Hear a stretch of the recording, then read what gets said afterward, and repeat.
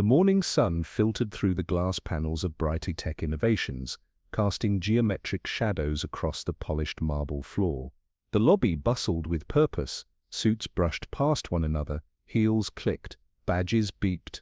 Behind the front desk, a young receptionist scanned the faces of incoming employees with the quick efficiency of someone used to saying no before yes. And there she stood, Meline Monroe, no badge, no appointment, no resume in the system. Just a well-worn laptop case, a calm gaze, and clothes that didn't quite match the tailored silhouettes around her. "I'm here to see Mr. Douglas Blake," she said. Her voice even, the receptionist blinked. "Do you have an appointment? But he'll want to see me." A pause, then a thin smile that didn't reach the eyes. "I'm sorry, but you'll need to wait outside." Meline nodded once, turned and walked out the revolving doors without protest. Outside, she sat on the bench near the fountain, just like she used to as a child, waiting for her father to finish his janitorial shift inside the same building. The world didn't know her name, but it would. 3 days earlier, she'd found the flaw, buried in a sea of quarterly projections. Brightitech had released publicly, there was an assumption, a small, almost invisible miscalculation in growth velocity. It would snowball. Millions lost. Stakeholder trust shaken. Meline had spent nights in the city library, then mornings at the local cafe with Wi-Fi. What she lacked in credentials, she made up for in clarity. She didn't need a degree to recognize a storm coming. So she built a plan, bold, unpolished, but brilliant. She tested it, broke it, rebuilt it. Every angle checked, every outcome mapped. She wasn't trying to get a job, she was trying to prevent a disaster. And if it took walking through the front door without a title, so be it. Inside the boardroom now, Douglas Blake, CEO, stoic, and known for his no-nonsense precision, watched her file enter his inbox.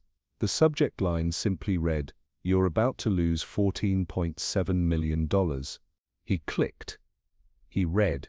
Then he called for her. Back in the office, the receptionist received a message through her earpiece and looked up as Meline re-entered. "Mr. Blake will see you now," she said, this time with a hint of disbelief. Meline walked past her without a word. Douglas Blake was a man not easily impressed. But 5 minutes into her explanation, he was leaning forward. 10 minutes in, he was calling in his analytics team. By the hour's end, he wasn't asking who she was, he was asking what she needed. "Sir," one of his VPs protested quietly after the meeting, "she's not even employed here." Douglas didn't flinch. "She is now." He offered her a temporary project contract, no guarantees, just a chance. Meline accepted with a simple nod. She didn't need promises, she needed access. On her first day, Meline didn't enter with bravado. She asked questions. She listened. She presented her system for real-time auditing, a model that simplified layers of messy data into clear insights. Some in the room resisted, most were skeptical, but bit by bit, her logic dismantled doubt. She worked alongside the data engineers, shoulder to shoulder. She stayed late, rebuilt broken scripts, wrote code that translated chaos into comprehension.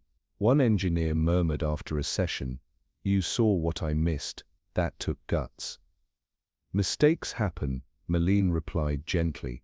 "What matters is how we handle them." By noon, the team was already implementing Phase 1. By the next morning, she had caught another inconsistency, a variable used incorrectly in a financial projection formula. Quietly, without fanfare, she corrected it, logged the change, and sent a note to the CFO's office. That evening, as lights dimmed and office chairs rolled back under desks, Douglas stood by the window of his office. His assistant entered quietly. "Sir, the board meeting is in 2 days. Should I prepare the presentation?" Douglas didn't turn around. "Meline will present." A beat of silence.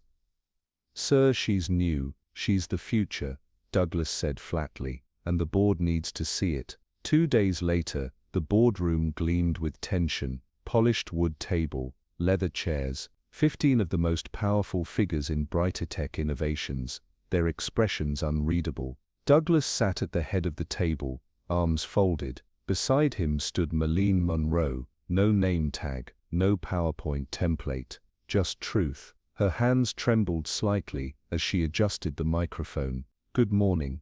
2 weeks ago, your quarterly report showed promising growth, but that progress was built on a projection flaw, small but dangerous. I found it, and I can fix it. She clicked the remote, numbers lit the screen, charts shifted, data unfolded. She spoke not with jargon, but with precision, walking them through what had been missed, and how her system would prevent such oversights in the future. She layered it with comparisons, case studies, and worst-case scenarios. Then she rewound the model in real time, showing how one miscalculated growth trend could cascade into departmental deficits and marketing misfires. The room stayed silent, not with skepticism, with focus. When she finished, a long pause followed. Then a board member leaned in, fingers steepled. Where did you graduate from? Meline paused. I didn't. My father was a janitor in this building for 28 years. He taught me discipline. I taught myself the rest. A ripple of surprise. Douglas stood. Her education came from the same floors your shoes walk daily. I've seen thousands of resumes. None of them mattered today. Results did. After a murmur of conversation, the chairman stood. We accept your proposal, and we approve a new department. Data, truth and accuracy, under your leadership. Meline blinked. Under my leadership. Douglas nodded. Effective immediately. You've earned it. That night, as she stepped out into the city air, her phone buzzed. A text from her father. How did it go? She smiled, tears prickling. I think I just got promoted. The next morning, he stood at the glass doors waiting, in his hands, the same old lunchbox he'd carried when she was a girl. I saved you a seat at the table, she whispered, wrapping her arms around him. He looked up at the executives passing by, then smiled. I told you they'd see it one day. The security guard who once turned her away now opened the door for her with a nod of respect. Everything had changed, but Meline had not forgotten where she came from. Because sometimes, the greatest leaders aren't the ones who walked through open doors, but the ones who built them with bare hands. Weeks passed. The Department of Data, Truth and Accuracy became a nerve center. Departments across Brightitech began routing their projections and decisions through Meline's team. Efficiency rose, mistakes dropped, but with recognition came pressure.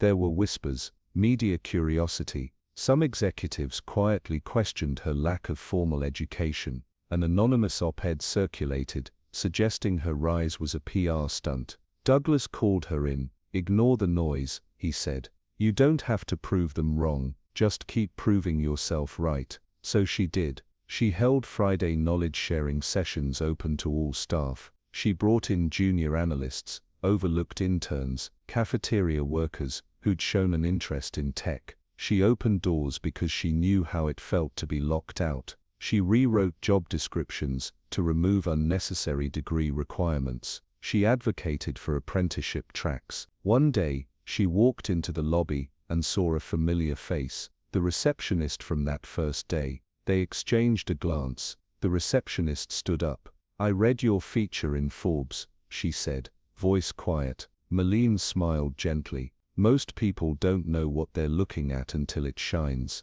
On the 1-year anniversary of the department's founding, Brightitech announced record low projection error rates. The board issued a company-wide statement praising Meline's leadership. Employees celebrated. But Meline spent the morning cleaning out an old janitor's closet on the 3rd floor. It had been her father's. Inside she found a crumpled old checklist, his handwriting neat and diligent. She tucked it into her pocket. That night, she sat with him on their apartment balcony. He handed her a small box. Inside was a single silver pen. Write the future, he said. She looked out over the city, lights blinking like stars fallen to earth. And she knew she would.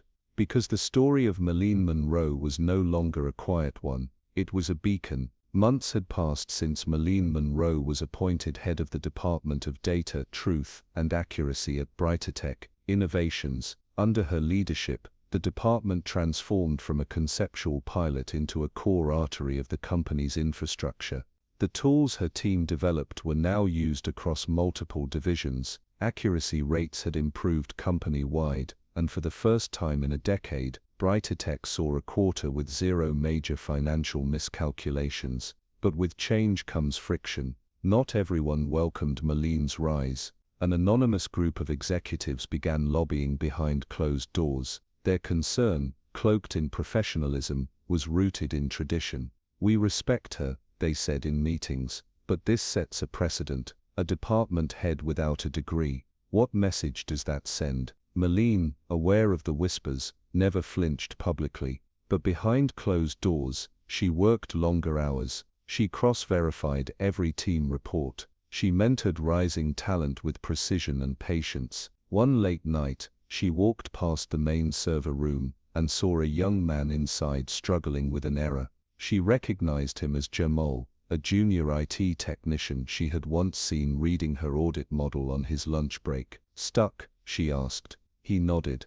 "The real-time sync is throwing inconsistencies, and I can't isolate the source." Meline stepped in, scanning the logs. "You see that? Your patch fixed the input, but the cache didn't clear. That's why the model reverts." Jamal blinked. "You read server code too." "If it moves numbers, I read it." She didn't just help him fix the issue. She invited him to a test pilot the next morning. Within a month, Jamal was transferred into her team. Word had spread. She wasn't just building systems, she was building people. 6 months in, Meline proposed an internal initiative, Project Open Door, a mentorship and apprenticeship program that paired department heads with underrepresented staff from non-traditional backgrounds. Douglas Blake approved it without hesitation.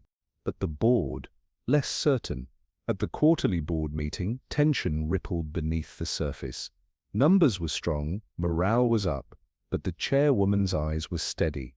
"You're doing extraordinary work, Meline," she said. "But some investors question whether our talent pipeline is becoming too experimental." Meline stood calmly. "What we're doing isn't experimental, it's overdue." She presented a series of anonymized case studies, individuals without formal degrees who had identified risks, optimized logistics, and streamlined inefficient systems.